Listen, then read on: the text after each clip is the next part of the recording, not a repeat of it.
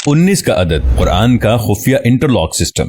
اس کی بدولت قرآن میں ایک الف کو بھی کم یا زیادہ نہیں کیا جا سکتا۔ آئیے کمپیوٹر کے کچھ ایسے کارناموں کو دیکھیں اور سوچیں کہ زمانہ تو کسی چیز کو ایجاد کر کے اپنا کارنامہ سمجھتا ہے، مگر ان کا ایجاد کردہ کارنامہ خود خدا کی ملکیت اور اس کی بادشاہت کا ثبوت فراہم کرتا ہے۔ اسی طرح کمپیوٹر کی ایجاد نے بھی خدا کی کتاب کو صرف اسی کی کتاب ہونے کی دلیل پیش کی ہے۔ مصر کے سائنسدان ڈاکٹر ارشاد خلیفہ نے سال ہر سال محنت کی اور ریسرچ و تحقیق کی بنیاد پر الیکٹرانک آلات سے جو نتیجہ اخذ کیا ہے وہ بے انتہا حیرت انگیز ہے۔ انہوں نے قرآن کریم کی ہر سورہ کے ابجدی اعداد و شمار بھی فراہم کیے ہیں۔ سورتوں کے حروف، اعراب، آیات وغیرہ کی تعداد نوٹ کر کے لاکھوں کی تعداد میں ڈیٹا کمپیوٹر میں فیڈ کیا، اور یہ عمل انہوں نے قرآن کریم کی کل 114 سورتوں پر لاگو کیا تو معلوم ہوا کہ قرآن کریم کے حروف اور سورتوں اور آیات میں ایک گہرا تعلق اور سائنسی رشتہ بسم اللہ الرحمن الرحیم سے ہے۔ یعنی بسم اللہ الرحمن الرحیم میں کل 4 الفاظ ہیں: اسم، اللہ، الرحمن، الرحیم۔ ان چاروں الفاظ کو پورے قرآن میں تحقیق کر کے کمپیوٹر میں فیڈ کر دیا اور یہ نتیجہ نکلا کہ لفظ اسم قرآن میں 19 بار آیا ہے، لفظ اللہ قرآن میں 2698 مرتبہ آیا ہے، الرحمن 57 بار آیا ہے، الرحیم 114 بار آیا ہے۔ ان چاروں الفاظ کی پوری تعداد 19 کے ہندسے سے منقسم ہو جاتی ہے۔ پورے قرآن میں ان چاروں الفاظ کی تعداد کسی جگہ بھی کم و بیش کر دی جائے تو اس لفظ کی تعداد 19 سے پوری طرح تقسیم نہیں ہوگی، اور یہ پتہ چل جائے گا کہ کسی نے ان الفاظ کے ساتھ قرآن میں تحریف کرنے کی ناپاک کوشش کی ہے۔ یعنی یہ ہندسہ 19 قرآنی کمپیوٹری نظام میں ایک انٹرلاک سسٹم ہے جو قرآن کے ان الفاظ میں ان کی تعداد میں کسی بھی ہیرا پھیری کا پردہ فاش کر دے گا۔ کسی انسان کے وہم و گمان میں بھی یہ بات نہیں ہوگی کہ ایک ایسی مشین ایجاد ہوگی جو ثبوت پیش کرے گی کہ قرآن جیسی کتاب کو ما فوق الفطرت کے علاوہ کوئی تخلیق نہیں کر سکتا۔ حضرت ابو بکر رضی اللہ عنہ فرماتے ہیں کہ ہر ایک کتاب میں ایک راز ہوتا ہے، اور قرآن کریم کا راز وہ حروف مقطعات ہیں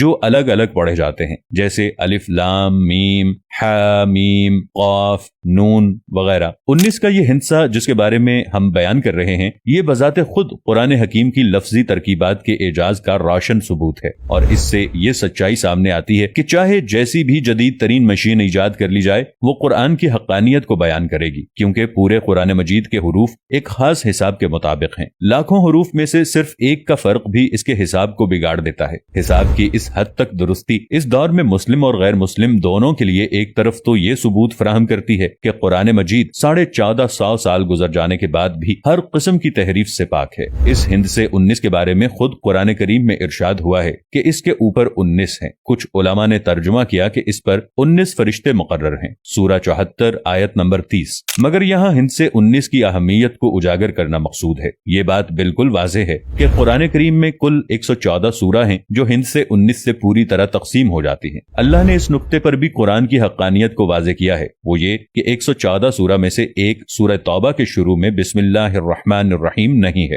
گویا کہ صرف 113 سورتوں کے شروع میں بسم اللہ ہے، مگر یہ 113 تو 19 کے ہندسے سے تقسیم نہیں ہوتا، اس لیے ایک بسم اللہ کا اضافہ سورہ نمل چیپٹر 27 آیت نمبر 30 میں کر کے 19 سے تقسیم ہونے کے لائق بنا دیا۔ یعنی بسم اللہ کا جو عدد 113 تھا اسے 114 کر دیا تاکہ 19 کے ہندسے سے تقسیم ہو سکے۔ آج قرآن کے شیدائی اور مخالفین بھی اس سائنس و ٹیکنالوجی کے دور میں مختلف قسم کی سائنسی ریسرچ میں مشغول ہیں، اور اس بات کا ریاضی کی مدد سے حساب لگایا جا رہا ہے کہ یہ دیکھا جائے کہ قرآن مجید میں کون کون سے الفاظ، کلمات، حروف اور اعراب کتنی بار آئے ہیں اور کیوں آئے ہیں، ان میں کیا حکمت ہے۔ مثال کے طور پر یہ بات دریافت کی جا رہی ہے کہ قرآن مجید کی جن سورتوں کے شروع میں حروف مقطعات آئے ہیں، ان حروف مقطعات کا ہر حرف اسی صورت میں یا تو 19 بار آیا ہے یا اتنی مرتبہ ضرور آیا ہے کہ وہ نمبر 19 سے پوری طرح تقسیم ہو جائے۔ مثال کے طور پر قرآن مجید میں ہر جگہ قوم لوط کا استعمال کیا گیا ہے، مگر صرف ایک جگہ بجائے قوم لوط کے اخوان لوط کا استعمال کیا گیا ہے، اور یہ استعمال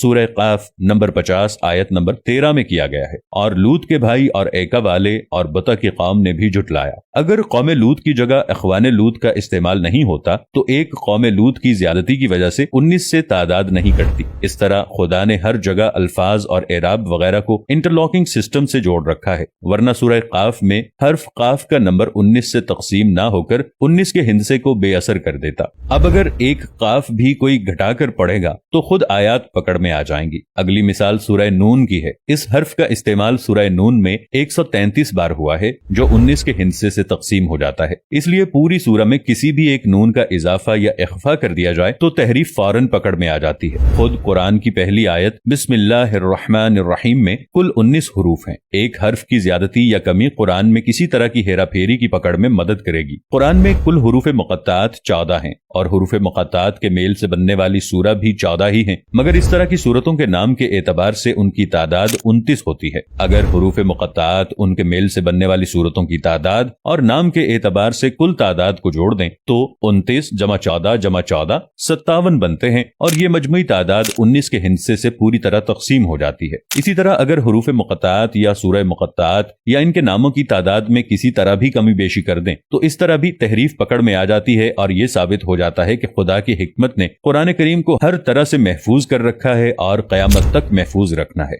इस साइंस और टेक्नोलॉजी के दौर में खुदा ने यह मौका दिया कि आज जिस मशीन पर आंख बंद करके भरोसा किया जाता है वही मशीन कुरान की हक्कानियत और अल्लाह की किताब होने की गवाही देती है। और आज कंप्यूटर का जवाब भी यही है कि इसमें कोई तब्दीली मुमकिन नहीं है। अगर वीडियो पसंद आए तो इसे लाइक और शेयर जरूर कीजिएगा। मिलेंगे नई वीडियो के साथ, तब तक के लिए अल्लाह निगहबान।